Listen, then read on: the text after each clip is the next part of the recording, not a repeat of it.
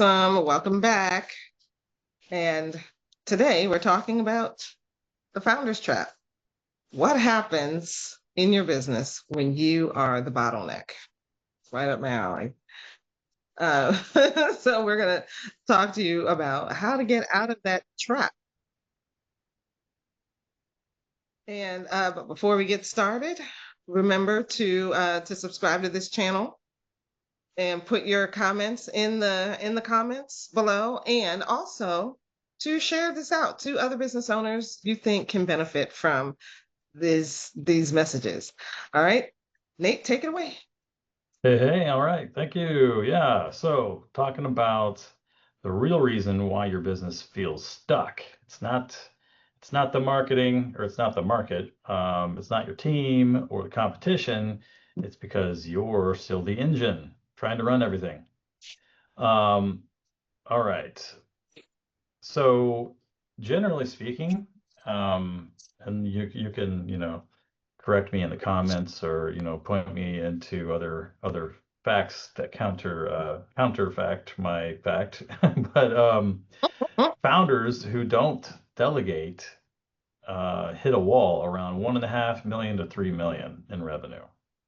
I think Hormozy has said that this is the worst revenue range for a business, because it's that that point where you've accumulated a head of steam. You've come a long way. You've done a lot of work. You've achieved a certain level of success, but then all of a sudden you hit a wall. You hit this brick wall, and everything seems to just kind of fall apart. And it's very easy at this point for people to kind of quit and give up and say, I don't understand what's going on. I just get very frustrated. But the good thing about it is that there is a light at the end of the tunnel here. We're going to talk a little bit about the difference between growing a business and building a company. All right, so first off here, understanding what we mean by founder dependency. That sounds like a very technical, clinical term, I think. But so essentially, it just means that the owner of the business is the bottleneck. They're the one who is doing all the things. They're hiring. They are the one who finalizes sales potentially. They're doing the marketing perhaps, or attempting to. They are also involved with the delivery of the product or service to the client, and they are also attempting to make all the decisions. Needless to say, this is, I think, what Hormozy was talking about, where a lot of business owners at this point, and I've actually have spoken with business owners who are at this point. One business owner said to me, I don't know whether I want to grow this business or drive the whole thing into the side of a mountain. It's like, those are the choices, Oh my I guess. goodness. Wow. That's how she put it. It'll be And quite a lonely road, huh? I could tell from hearing her talk that she was definitely at the end of her wits end, as you will, because this particular person was not a. She went to school to be an artist, okay, but here she was growing this brand. Granted, she was making a ton of money at it, right? But she just was not. Business was not her thing. Hiring people and firing people, that's not what she wanted to do. She wanted to do her art. And what she found was that she gets into it, and she is so wrapped up in doing the business of the thing, and she's just so far away from doing the art that she just loses her passion, right? I think that's where a lot of business owners lose it in this I case. think so too. Because Yeah. we a lot of us, we start businesses because we know how to do something and we know how to do it well. But the problem is running a business takes so much more than doing that thing that you know how to do. And I Yeah. think a lot of entrepreneurs come across that like pretty quickly, like, oh wait, this is not what I signed up for. Yep. All this extra stuff. So, and speaking of all this extra stuff, let's talk about what we mean by that. So Mm. every major decision routes through you. The team can't move forward without your input. You're stuck in both the strategic and tactical roles, and you're constantly being pulled, one way or another.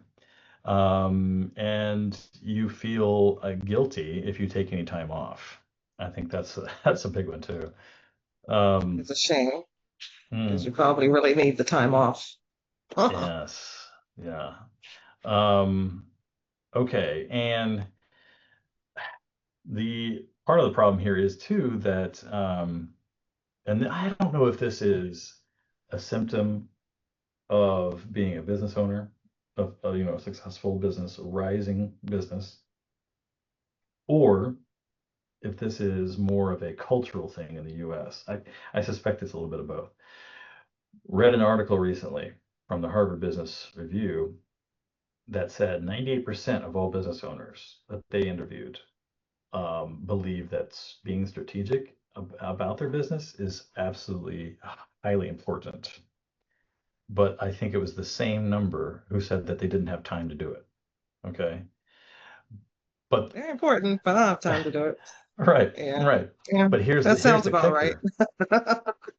But here's the kicker about that.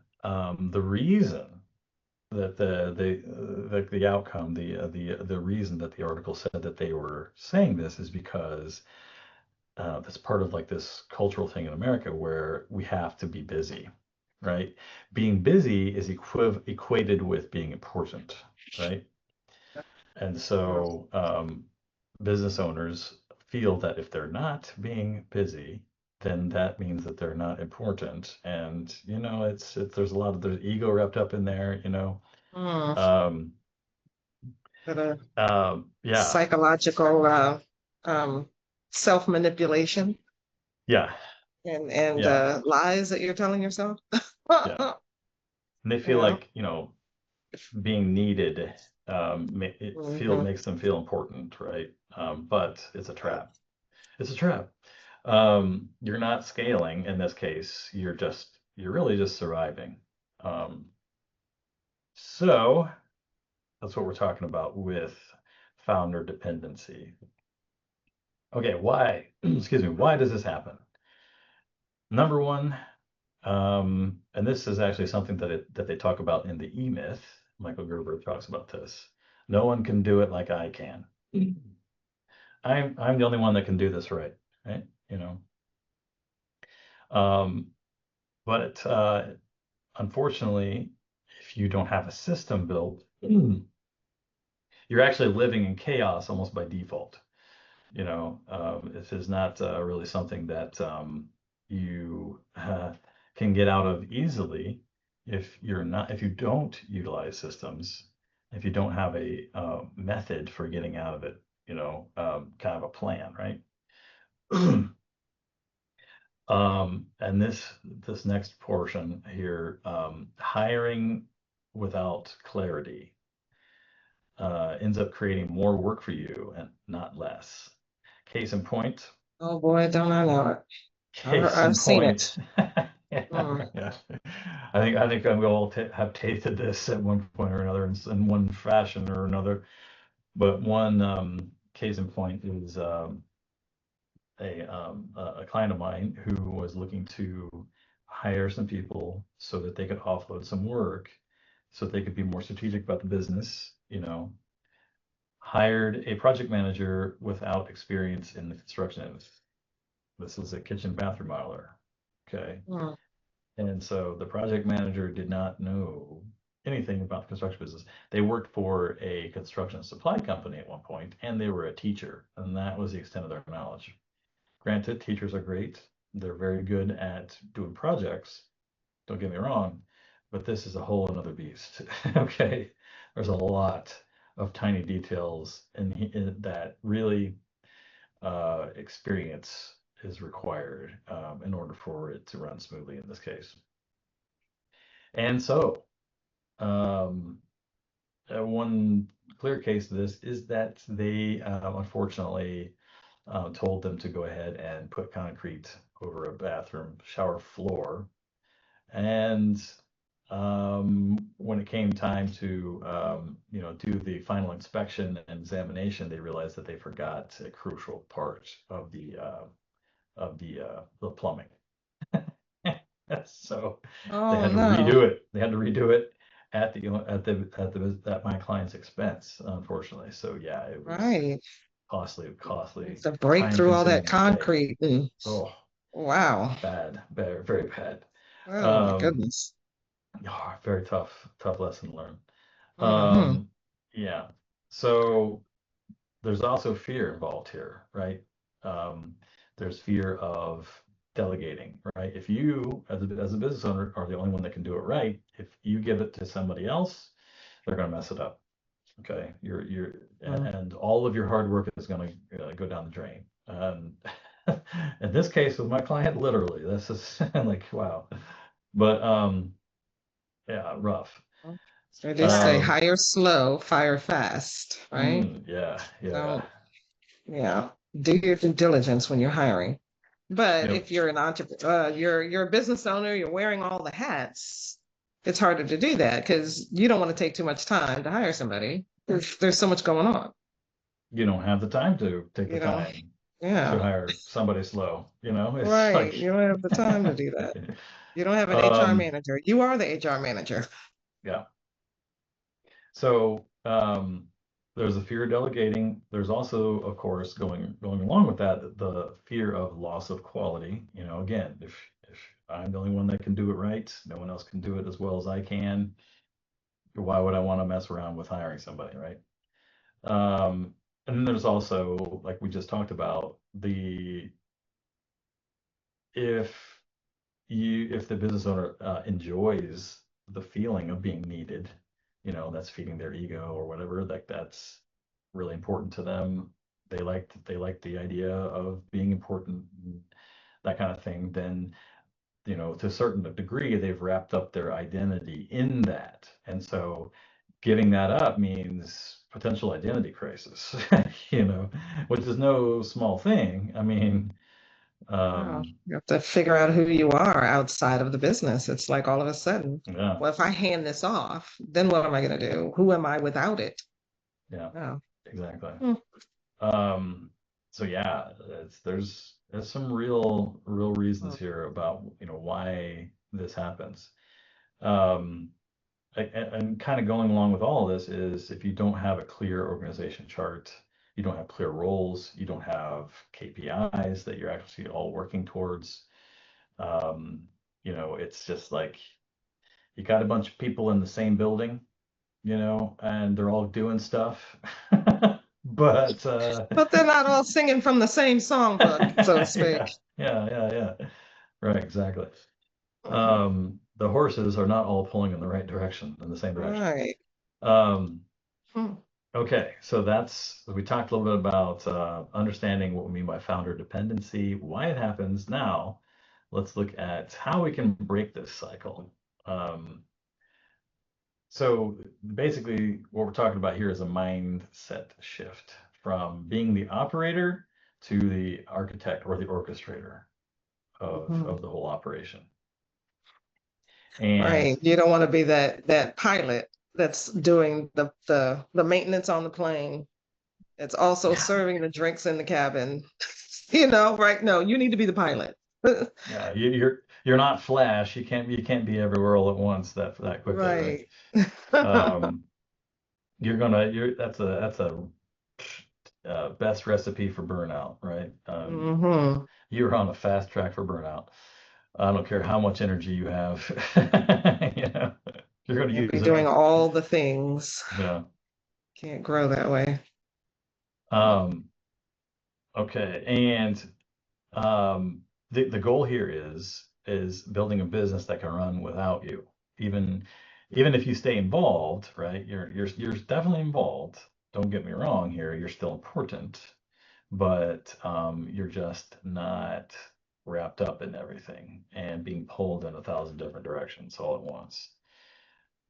And in order to do that, you have to have some key systems. So number one, Delegation.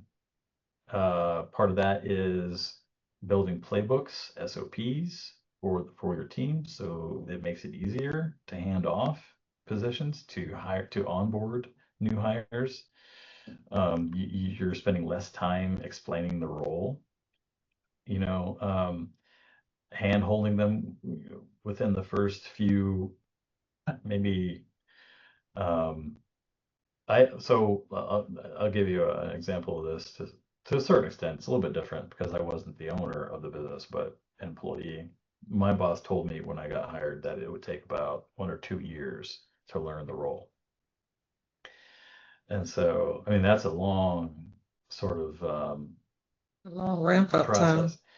Yeah. As it went along, I realized that I had a lot more questions about what I'm supposed to be doing Mm. and when and all that kind of stuff that could have easily been solved or answered through a simple like systematic onboarding process that gave me all of the essential tools that I would need to complete my functions. But Right. unfortunately, I did not have that. Huh. Yeah. So like it's rough. Now there's kind of a debate here, right? There's like the employee's need for autonomy, right? But at the same time, there's the company's need for um, efficiency in getting somebody up to speed.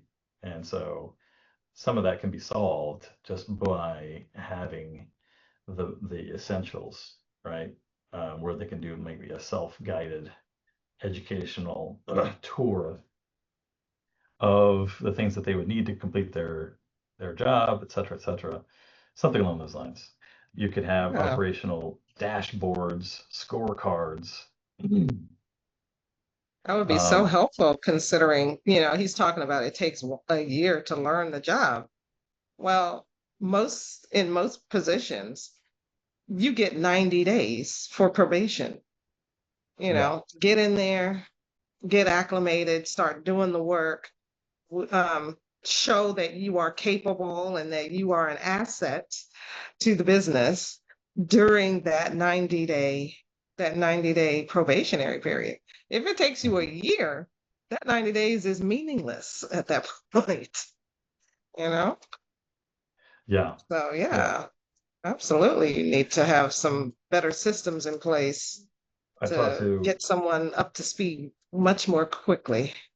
yeah, I talked to somebody else who said that basically the extent of their onboarding for new sales hires was they would allow them to ride around with some of the other salesmen on their route and just kind of see what they do.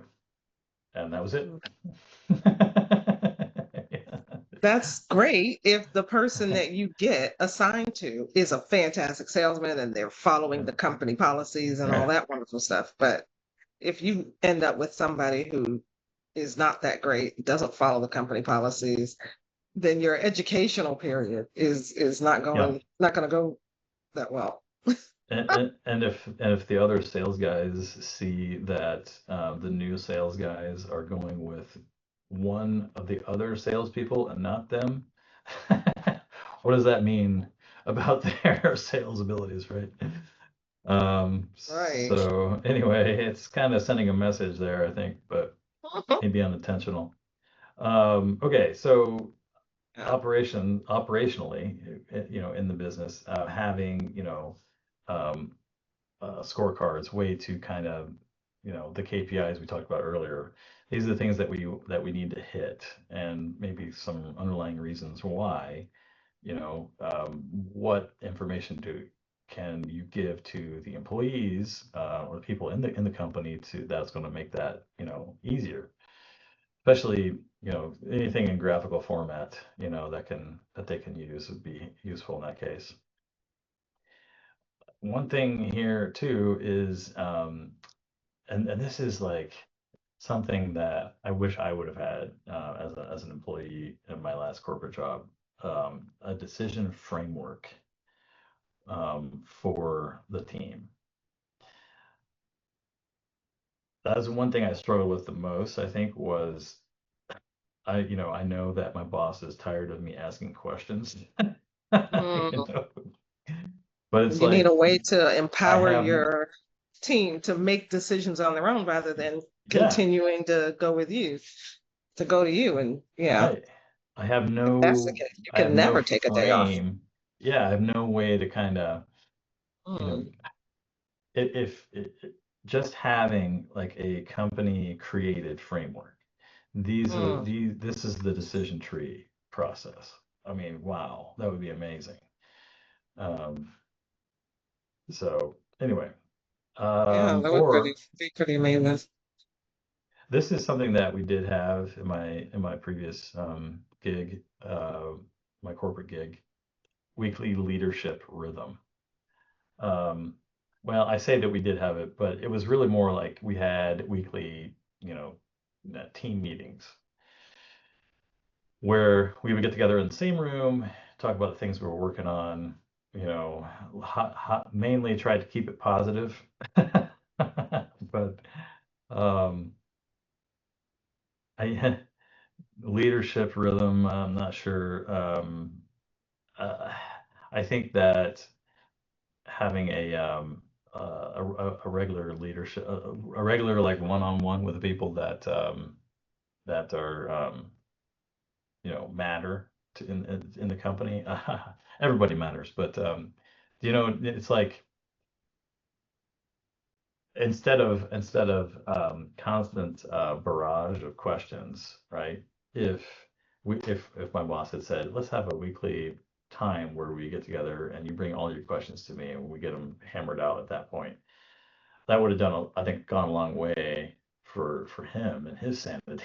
I think, but also for me too, you know, just kind of keep a list of things that throughout the week that came up, and then just kind of get them all taken care of all at once.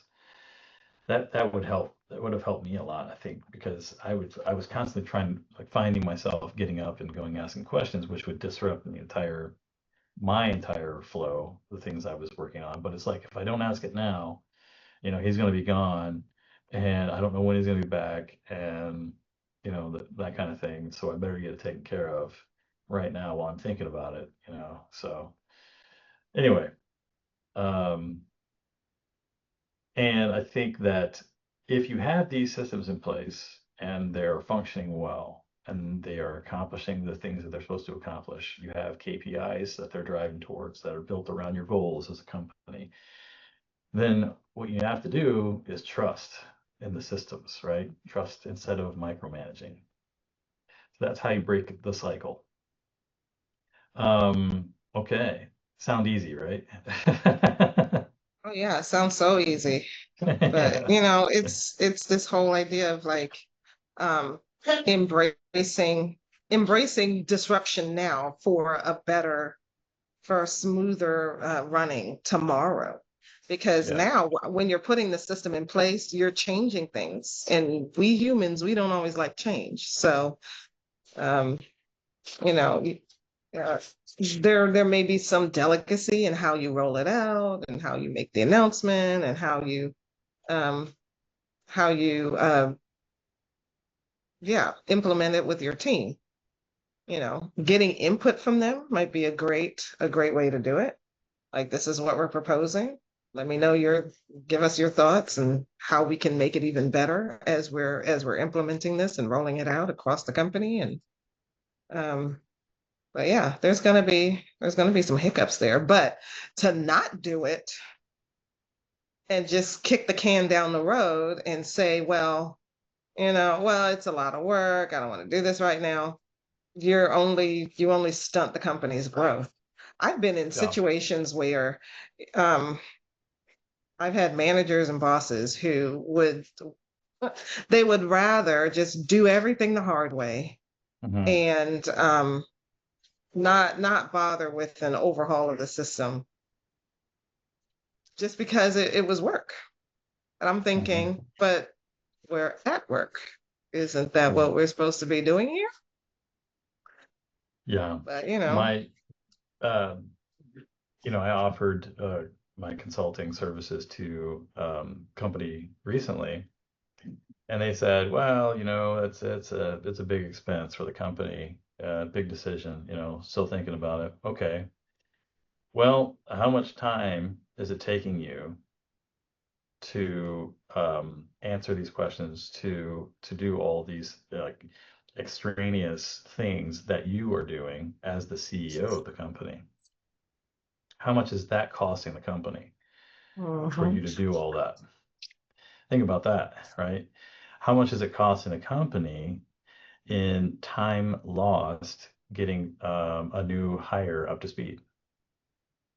Okay. There's real costs involved in the things that you're already doing in an inefficient way. So, Absolutely. Yeah. So, you know, spending that or investing that money up front to build out a better system yeah, only saves the company in the long run. But yeah, you do have to help them to see where they're actually bleeding money anyway. They're already mhm, bleeding money. yeah. How much are you missing out on? How much is it costing the company by not having a, good sales process in place, Hmm. right? Where you're following up with leads, you're Yeah, where leads acquiring are new falling through the customers. cracks. That could be thousands every month Oh yeah, that the company is um, losing. yeah. So it's costing you one way or another. Mhm. You know. It is. It is. Absolutely. Um, okay, so here's a little bit of a self-assessment for our viewers out there. This is how you can know if you're the bottleneck, if this applies to you as a business owner. So first off, first question, can your team make decisions without you? If you answered anything other than yes, Yeah, that's a um, bottleneck. yeah, do you trust your numbers and processes? Uh-huh. Well, that's a good one. When you make your decision based on how you feel in the Uh-huh. moment. Uh-huh. Oh my. I, I don't know why. I think that we should do this, like Yeah. that's what I saw, company My X over here intuition doing. is telling me. Yeah. Yeah. I feel like we should be doing this, Yeah. I just, feel it in just my gut. because. Uh, you know. Or the Um gospel people would say, I feel it in my spirit. yeah, It's like, yeah, indeed. but the numbers say something completely different. Hmm. Can you take a week off without the business stalling? Mm. Now This one, that's an exercise that Mike Michalowicz talks about in his book Clockwork. mm, It was just such a great book. He talked about doing a challenging yourself. Set up, book a vacation for yourself in a year to 18 months. Actually book it mm, and be for an off the grid vacation. No phone, no emails, no texting, none of that. hmm. And can your business survive for you to be gone for a month on a vacation That's like that? great. That's because you're beginning with the end in mind. If you have your goal is to have the business be in such a high functioning state that Hmm. all the questions are answered, all the fires are fought without you having to be the one who does those. Absolutely. That's a great thing to work towards. That's fantastic. Um, okay, another question. Are you still the bridge between all the departments? Are you the Mm. one kind of holding everything together, right?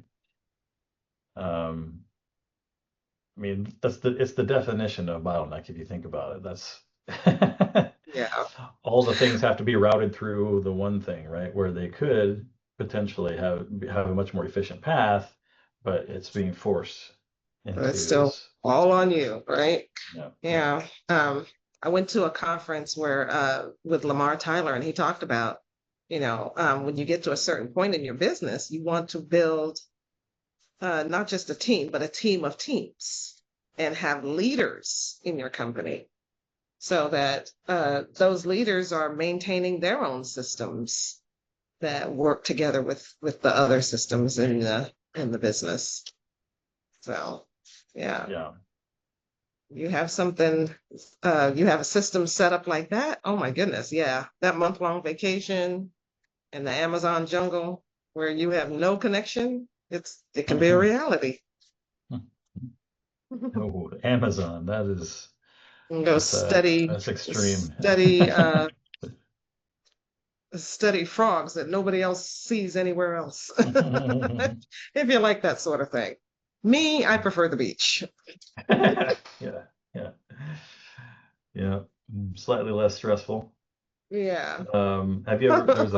There's a book called oh my gosh, it's a book about when President Teddy Roosevelt went to the Black River, which is a branch of the Nile.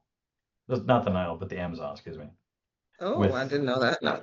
with his son Kermit. It's a great book. Anyway, I'll I'll put the link in the notes. But Okay, gotta check that out. um, yeah, they encountered a lot of problems. I'll leave it at that. But okay, It's an adventurous vacation, to say the least. yeah. Teddy Roosevelt was never one to shy away from such a thing, right? So Yeah. yeah. Okay, so that's pretty much it for the discussion. Let's do a little bit of recap here. Founder-led growth doesn't scale. By definition, if you are the bottleneck, you're preventing efficiency and growth. And ultimately, Uh, what you have is a high powered job rather than mhm, a scalable business. yeah, Mm. and all the what you may interpret as people needing you is probably people being very frustrated that they have to ask you for everything. So Mm, think about that. right. And yeah, and your best team members anyway, they're going to want some ownership and some agency, and Hmm. empowerment to be able to do their best without having to run to you for everything, to make decisions and to put out the fires. Yeah, and if you truly have um, your your goals figured out, everyone is on the same page, everyone's working towards the same in the same direction. You have clearly explained things for your team. You've given them the ability to make their own decisions. It should be, relatively easy. Like that is something that you can actually sell to somebody if you choose to exit your business later on because it doesn't depend on you, right? If you're the Right. one that holds it together, and if you leave, the whole thing falls apart. Nobody's going to want to buy that. Just letting you know. Um, Okay, so having systems, therefore, is better than any kind of heroics. You know, Yeah, you don't need to um, be the hero in every situation. It's yeah, okay to have other heroes. being the architect or the orchestrator is better than being the operator of the business. Another way to think about it. Oh, So that's it. Do you have anything else for that? that's all for us today. So we want to remind you about the growth ceiling assessment to see where maybe you're holding your business back. It's a few questions that you can answer very quickly, just so to give you um, just that eye-opening view of what may be happening in your business. And so yeah, we'll drop that link in the description, and we will see you next time. Thanks for